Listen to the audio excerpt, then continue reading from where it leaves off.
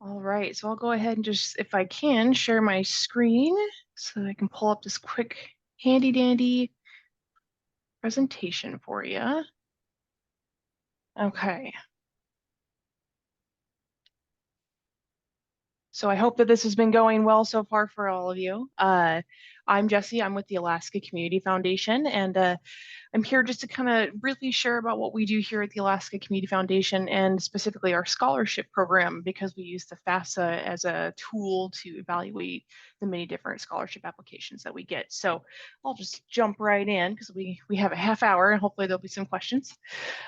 So the Alaska Community Foundation is a statewide organization that essentially convenes funding from private and public funders to do good in the community. So we do this all the way up north to Ketchikan, to the middle and Fairbanks out west. So there's lots of examples of that. And one of the ways that we do that and one of the popular ways our funders like to engage the communities through our scholarship program. So this is merely a tasting of what we have to offer here at the Alaska Community Foundation. I highly encourage that you go and check out the website that we have. We have this and more in terms of scholarships, and they're, like I said, very popular, so they come up every year. New ones, in fact, this last year we opened up, I think, 3 new major ones in the $20,000 to $25,000 range per year. So a big shift for us, as most of these scholarships are between $1,000 and $5,000. Yes, So I apologize. yeah. We can see your slides changing. We are still on the first page. Oh no. Okay. We might go old school and just, do you see this now Yes, scholarship program yes. overview? Okay. Mhm. I'm going to keep it off presentation view then, just for the sake of time. Sounds And good. I'll, Thank you. yeah, sorry. And thank you for letting me know. So here's the spattering, the tasting I was speaking of. And this, like I said, just a handful of what we have to offer. We have statewide organization or statewide scholarships, GCI as a popular one, as well as Doyle Scholarship, JJ Klein, ones that we see a lot of applications for. And then we have region-specific scholarships. So Donald DeWitt is in the interior, Lathrop is up in Fairbanks, Kenai, Southeast, South Central. So our funders have a wide variety of options, and they have a wide variety of ways to support the young adults and others going to school. So check out our website for more, and I'll send these slides out, or I'll send them on so that they can be sent out so that you have all the resources available to you. Last year, or still this year, 2023, we awarded over $690,000 in scholarships, 141 scholarship recipients, and then 60 scholarship funds. So we run between 50 and 60 scholarship cycles every year, depending on the market and what we kind of have going on with fund holders as they consider new ways to support higher education and vocational studies. So this is kind of a few of our applicants and our our scholarship awardees from the last year or two. They do follow up with us and our fund holders to let us know how they've been doing in their schoolwork, and it's just always enlightening and heartening to see. So we'd like to share that along. So mainly what I'm here to kind of talk about is how ACF uses tools like the FAFSA with these scholarship opportunities. And so very rarely do we see within our scholarship fund agreements a requirement to have the FAFSA, and that's a good thing. We actually don't want necessarily committees to really be weighing most of the decision on something like this, because as you can see, and this is text heavy and I do apologize, ACF and many recognize that the FAFSA, what was the SAR, and I know will be something else, I believe the summary page, is really a snapshot in time and not the full picture of what a student's financial situation really is like. So for example, mine, I think I had a pretty high EAC, and I technically was homeless in high school. So it definitely didn't really make sense with the number that they were giving me and actually what my true financial situation was. And so because of those experiences and because that we know that this is to be taken with a grain of salt, we do make sure that our committees that review their scholarship applications, if they have asked for this as a preference or as just another tool, that they don't put as much weight into it as they're tempted to. So we also, with this, will ask for this, again, what will be probably the summary report or the summary page well, formerly known as the SAR, the Student Aid Report. We asked the student actually also articulate really what their financial need is in that moment. And so again, that could very well be different from what this is going to print out from the FAFSA versus what they're experiencing in that moment and what they're going to experience moving forward too. I think oftentimes we forget that again, this snapshot in time was a year behind, and a student moving into college is a young adult, and they're often responsible for their own finances. So it's very different. But we do use this as a kind of an equilibrium or a leveler for our applicants. It gives our committees a chance and again a window of what is potentially the situation with that narrative. And so they are looking at that EFC, what was the EFC? They are going to look at the student aid report or now the summary page just to kind of get a general sense. And then oftentimes too, students will, in our scholarship cycles, will submit a little bit more. So instead of just that summary report, they'll submit maybe the whole thing or other pages to kind of help highlight what's going on. So, you know, if there's any federal aid coming their way, if there's any loan discussion, that's usually listed on this. And they supply that to the committee so that the committee can see, oh, maybe they actually have been recommended to take out a high level of loans. And as we know nowadays, that's not necessarily a good idea. So that might actually kind of help weigh the decision of, we want to help the student not take out as many loans as we can, because that's going to just impact them down the road for years and years and years. And so, as you can see here, we recommend to our committees that they don't put too much credence on this. They use it just simply as a tool, but we do ask for it with most of our scholarships as simply a, like I said, just that kind of that tool to help them engage in the conversation about financial education, or sorry, financial situations within the scholarships. And we hope actually moving forward to eventually get away from this. We're finding that a lot of other community foundations across the nation that do run a scholarship program similar to ours are really trying to kind of just not ask for this information, or just ask for that narrative, because the student knows what's going on in their moment, or they might have a different way of articulating need. And so some ideas that have come around, and a really compelling one that I would like to see us consider here at the Alaska Community Foundation is if the student was eligible for reduced or free school lunches. That is a major marker of a financial need in a family, and is a pretty easy, like, not necessarily verifiable one, but you can look at that and go, oh yeah, no, they're definitely, you know, in this situation where we might prioritize them over someone else. And a person who qualifies for reduced or free student lunches in the high school level may very well have a FAFSA that looks really appealing, that looks like they could be self-sufficient, and that's not the case, obviously. So we're learning as we go down this road. This is definitely a kind of a staple for a lot of community foundations and scholarship programs. It's easy because everyone does it, but as we learn and as we grow, we're finding that this may not be the best tool. So again, kind of taking the lead from the community foundations kind of across the nation, and how they shift and what they're asking for to help answer this question about financial need, which is really the root of what we're trying to get at. Is some of these scholarships do favor or prioritize financial need. And so how do you determine that? And we're still figuring it out. But until then, the FAFSA is information that we do use. Moving forward with the Alaska Community Foundation, like I said, we know that the FAFSA is changing, and it's changing until the day they open it, it seems like. So this is an old graphic. We're learning right alongside you of what that's going to look like, and if it's going to be a better, same, or worse tool to use for evaluation situations like this, as well as kind of help guide students through that process as well.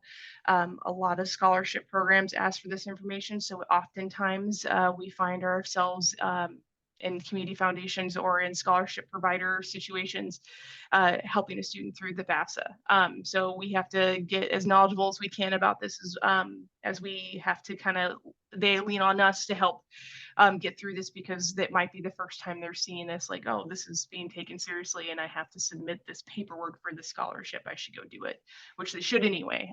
But it's also a very intimidating process to go through, as you're divulging a lot of information and you just don't know what's going to come out on the other side, if it's going to be helpful. So that was kind of quick, because that's how we use the FAFSA, and we kind of not necessarily want to anymore, but it's the tool we're using. So I'll open it up to questions about anything. The Alaska Community Foundation is getting ready to open up their 2024 scholarship cycle, and we're excited about that.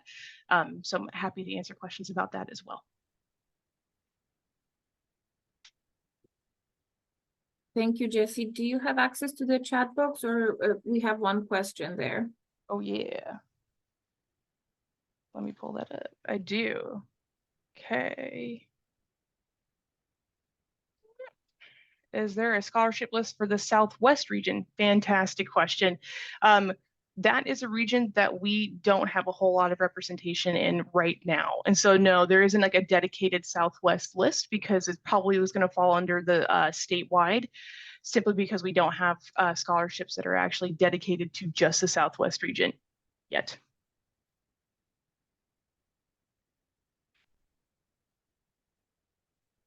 Awesome, yes. Yeah, there are others, just not the Alaska Community Foundation. So thank you for sharing that, Jessica.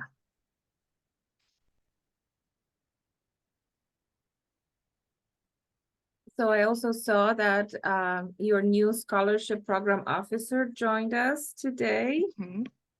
Yeah, so the Alaska Community Foundation has a hired position for the scholarship program as a scholarship program officer, and Asma is their third weekend and kind of learning as we go. So they're on the call as well to learn, and also available to you for help. So you'll see this, and I'll leave this up as we continue to talk. The contact information, chances are you'll be connecting with Asma directly. So.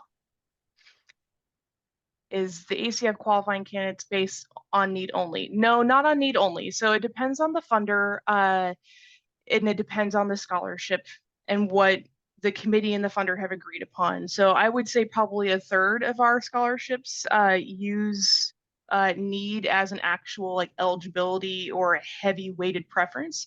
The others are looking at merit, community engagement activities, if they're involved in church, if they're actually going for a specific programming. Like we have a flight scholarship that is so niche that they don't look at financial need, because they only get a handful of applicants every year. So not for every single one, but a third do either have that as an eligibility requirement or heavily weigh it as a preference.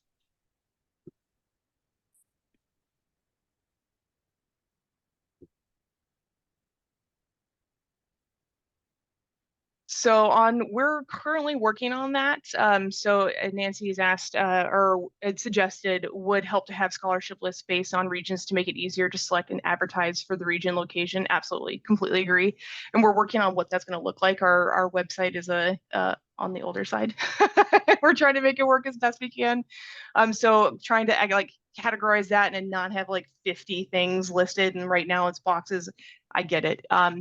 I will see actually if we have something that's been drafted up that we can also include in the slide notes to send out to this group so that you have it.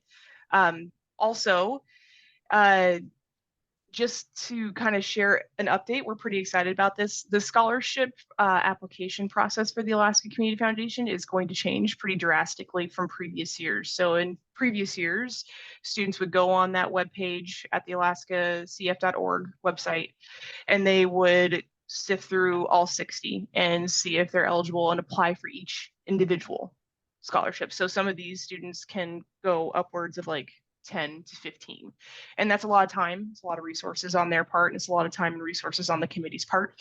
So we are working with our vendor for our grant and scholarship management system, Foundant, to design a universal application. And so what that means is a student And Nancy, this is kind of in a way related to your question here, but more on the student experience side.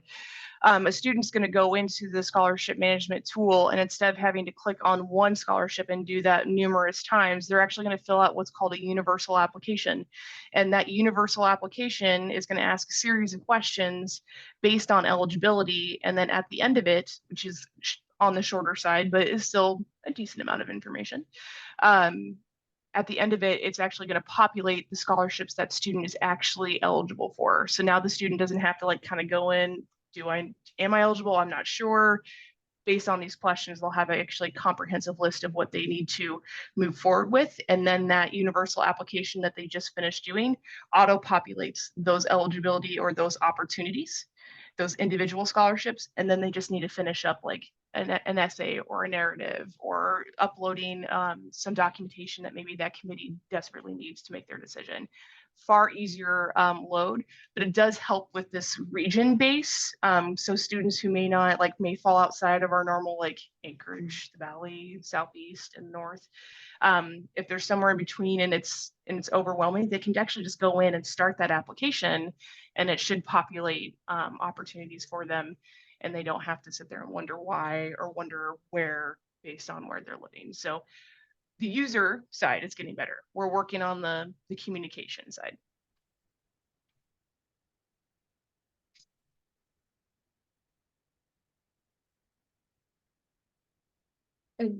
Jesse, thank you. Do your scholarships have an open window that is the same for each scholarship application window, or are there different application windows for different scholarships? Great question. Thanks. That's pivotal information this group should know. Our scholarships largely will open January 15th and close March 15th, with the exception of one. We have one open right now, the Red Voucher Scholarship. It's a tech scholarship that needs to be open in the fall through January because of a conference that they have. But everything else opens at the same time, January 15th. Thank you.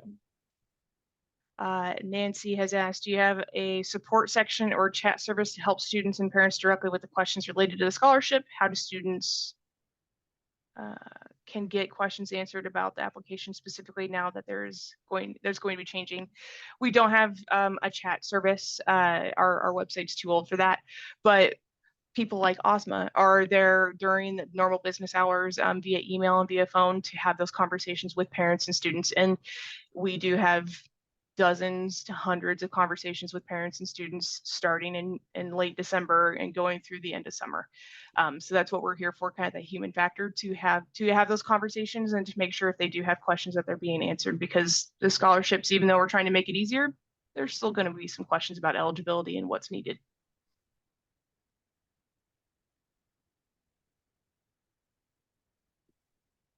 And while working with students and parents, you can always refer them to the Alaska Commission on Post-Secondary Education for FAFSA assistance. We are here to help students and families with that application. Definitely. And if we haven't already, we will for sure. Thank you. I know Orlando was in partnership with you last year, so. One more question. I'm sorry if I missed it. You said that scholarships are available for various post-secondary pathways. So not only the traditional collegiate pathway, but also for career training. Yes, and so we have the kind of the typical, I don't want to say typical, it's not typical, but we have traditional education or higher education that's university based. We have vocational scholarships, we have scholarships for flight training, we have scholarships for music programs. World's your oyster. It seems like we have something for it, and not everything. I can't say that we have it all, but it definitely isn't just for university programs. There are scholarships in there for vocational scholarships in there for cert programs and for specific programming that falls outside the vocational and the university base, as well as not just for undergrad students, but also for graduate students too. I think that one's often overlooked. There's a few that actually offer scholarships to graduate students, although largely for our younger first time into higher education populace for sure. Thank you. Mhm. Can you tell us a little more about how you get funding for scholarships? Is this something that you get calls and all these donors and potential donors just reach out, or with offering their money, or do you do outreach across the state, maybe the nation, to get funding? Mhm. Mhm. Right now, they come to us. So fund holders come to us eager. Typically, it's for a memorial scholarship, whether it be for someone who's passed away, a child or a young adult, or just someone an educator who's done amazing work. There's a couple in the Southeast that are based off of educators. And so we haven't had to do a whole lot of outreach because they keep coming, which is fantastic. So that's typically the model right now that we're working with, is that if a funder is looking to have an impact and they have that in their mind already, they're coming to us to do that. We probably have 5 to 10 conversations a year, resulting in 2 to 5 new scholarships a year. So there's not a whole lot of it's not slowing down, it's only speeding up. As we look to the future though, and so that take a step back, that how it functions right now is that individual or that family donor is that fund, and then they're putting the money in, they're deciding the budget, kind of going through the process with us of what makes sense and what doesn't make sense for a scholarship, and then we launch.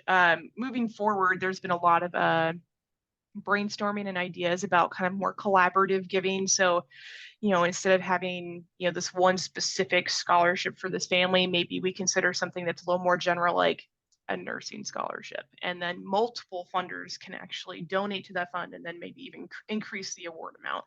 Not something that's in practice yet, but something that we're actively talking about as we kind of look to sustainability and also supporting students in a more meaningful way. We recognize that, a lot of the scholarships we have are generous. Money is money and it helps. But $1,000 versus $25,000 is a big difference. And $1,000 doesn't go as far today as it did 10 years ago. So having those conversations with our fund holders, and particularly the scholarship ones that have been around for a while, of getting them to kind of shift with the inflation and shift with the times a little bit and consider more support, which we've had great success with a couple of our scholarships doing that. But then also brainstorming and engaging them on the conversation of how about we combine some of these and really do a big award. It's changing, so we'll see. It's going to continue to change. Probably have a little bit of A and a little bit of B, and it's going to turn into C. Who knows? So we're excited about it, though. Thank you, Jessie. Do you have a release date for your new interactive application process, universal application, right? You said, and your new scholarship site? Yes, that will be January 15th. So we're working hard. great, Asma great. is working with Found It right now and taking lead on the project as they just started to get used to the system, but to get it all built out, and we're going to have it ready to go by the new year. So the next Wonderful. cycle everyone will see will be under that new tool. So it should be easier for everybody. Excellent. Well, thank you so much. We got another just from Nancy, I believe. Thank you, Alaska Community Foundation, for the website and list for scholarships available every year. So yes, thank you very much for your generosity and hard work to ensure that students have funding available. We're doing our best. Yeah, it's an interesting place to be right now as we look to the FAFSA, endure those changes, and then also something that ACF has been kind of keeping in the back of our head as we look forward and work with certain students is scholarship displacement too. That's becoming more and more prevalent, where students are awarded, but then the institution they choose to go to essentially makes that an over award and says that they can't use so much of their scholarships or can't use certain scholarships and have to essentially put skin in the game. It's pretty predatory behavior that's getting a lot more national attention. And so that's also kind of the conversation we're having with our scholarship fund holders of how we can all help limit that. And tools like the FAFSA are going to help with that too. So Thank you. We got another positive comment from Janice. Thank you. All right, well, thank you so much for joining us today. I wanted to just make a quick note, and I appreciate that you use FAFSA, but it's still case by case, right? Each application, because FAFSA's, some of us know, uses prior information, financial information, so from 2 years prior, and so Right. financial situation can change, and so what situation students were in 2 years ago, or their families, may be very different from what it is right now. And so I appreciate that case by case review and taking other factors into consideration. Thank you. Yeah, definitely. We'll continue to do that. So Thank you. Thank you so much, Jessie. We are looking forward to your new application process, super friendly website, and we'll be in touch.